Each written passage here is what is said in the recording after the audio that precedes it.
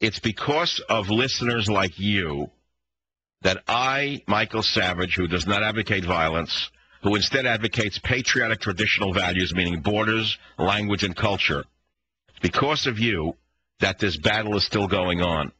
And I think that banning Michael Savage says more about the government of England than it does about me. If you'd like to comment on this, the phone number is 1-800-449-8255. 1-800-449-8255. MichaelSavage.com has all the articles. Let us have a little music, Ray, and then we'll be right back to take the calls, and I'm going to read a letter from my lawyer.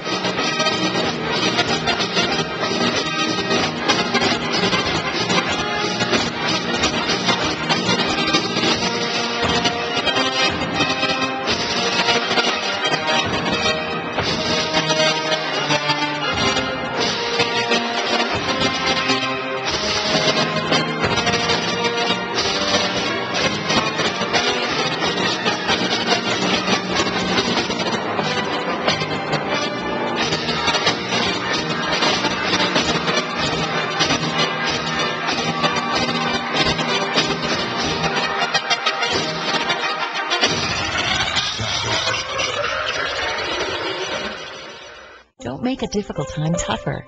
If your inheritance is stuck in probate, we can advance you the cash you need in as little as 72 hours. Visit inheritancefunding.com or call 877-YOU-AIR. That's 877-YOU-HEIR. Hi, it's Roger Hitchcock. Join me evenings starting at 7, right after Savage on Talk 910 KNEW.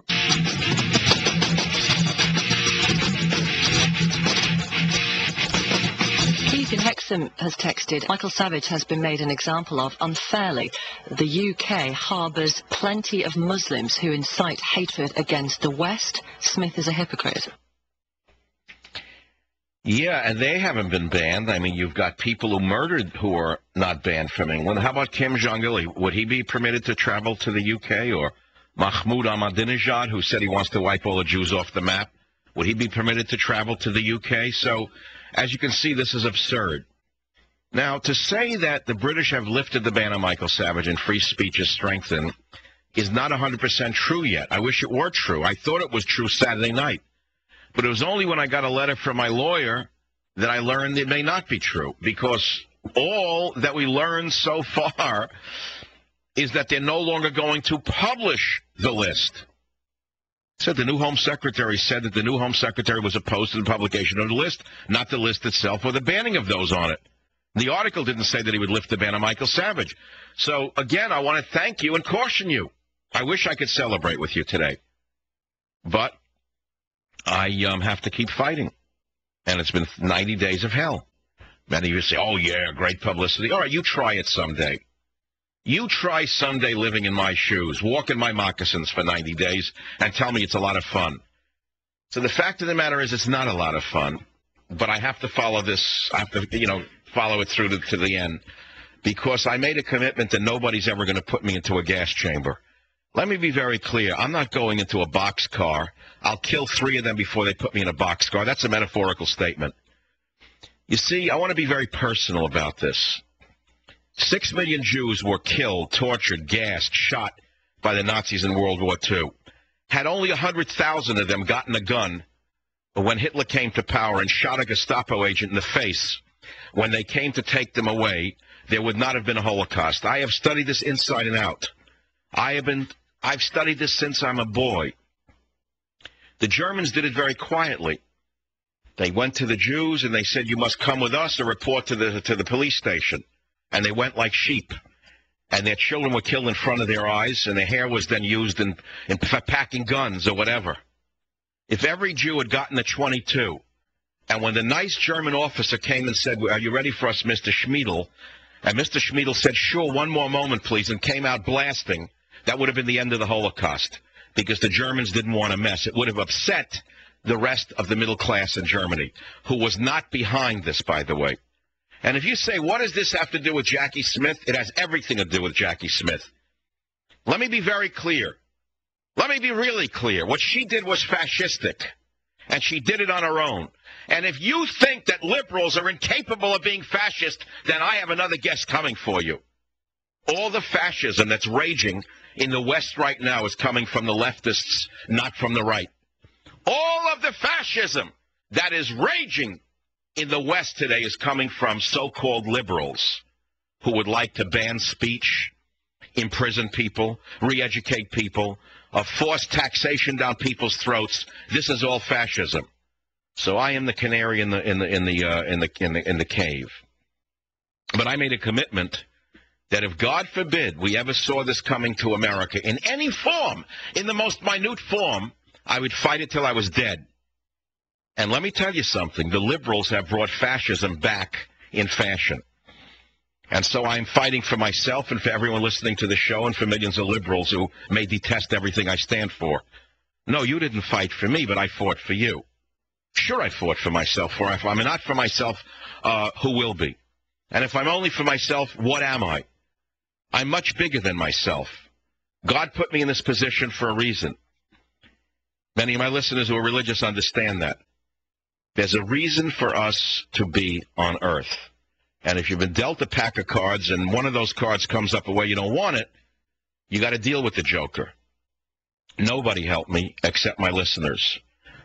The worst of them all was a First Amendment attorney who said to me, for $350,000, I might be able to get your name off the list. That was the worst moment of my entire 90 days.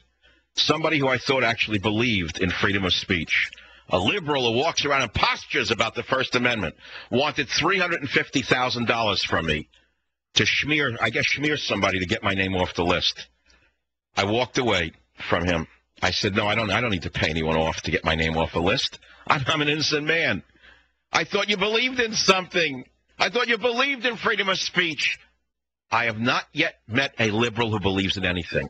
They're liars. They're hypocrites. But more importantly, they're very dangerous.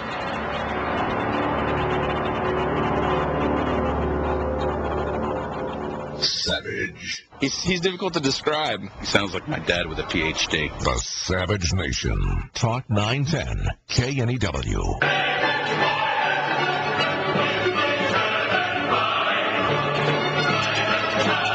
So the British government played with Michael Savage. The U.S. government used the British government in the form of Jackie Smith to try to do a backdoor attack upon freedom of speech by attacking conservatives. And let me tell you something. With Obama and his minions bankrupting America as rapidly as possible, you have never needed me more than you need me today.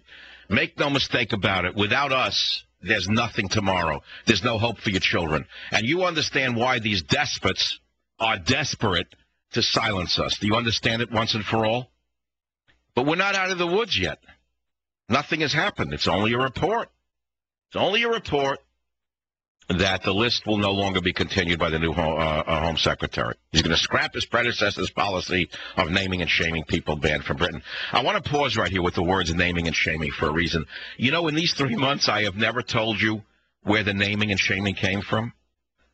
I would like you to call this program, if you attended Michael Savage's Name Them and Shame Them event. I believe it was at the Oakland Airport Hilton, or it could have been down the coast a little bit. I did this in, 97, 98, Name Them and Shame Them. Do you remember? Was anyone at the Name Them and Shame Them event? A phrase that I created. Isn't it funny how they stole that from me on top of it all?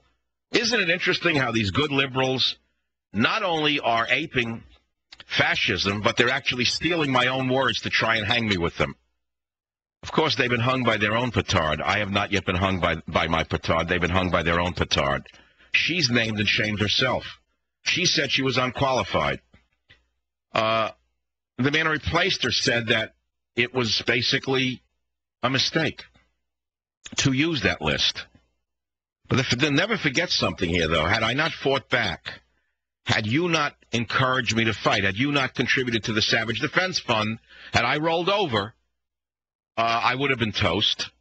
And then there would be the next in line would have been one of the others.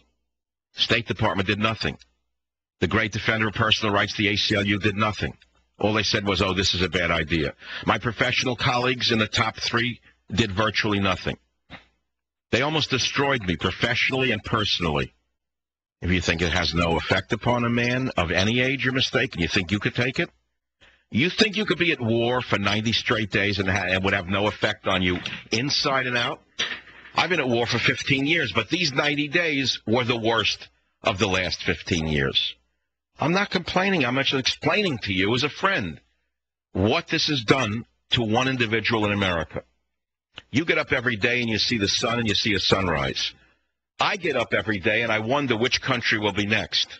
You go to sleep every night wondering what you're going to have for breakfast or what you're going to do the next day or where you were going to go for summer vacation. I was wondering what enemy of freedom was going to come after me next. You think it's easy? Try it. Walk in my shoes for 90 days and try it. San Francisco, Jimmy, KNEW, we have a prize winner. Go ahead, Jimmy. Hi, Mike. I was at the Name 'em and Shame 'em, and I believe it was at the Marin Civic Center. Then I was fortunate enough to go to the Concord Pavilion show, which were great. The Name 'em and Shame 'em was at the it was at one of the hotels.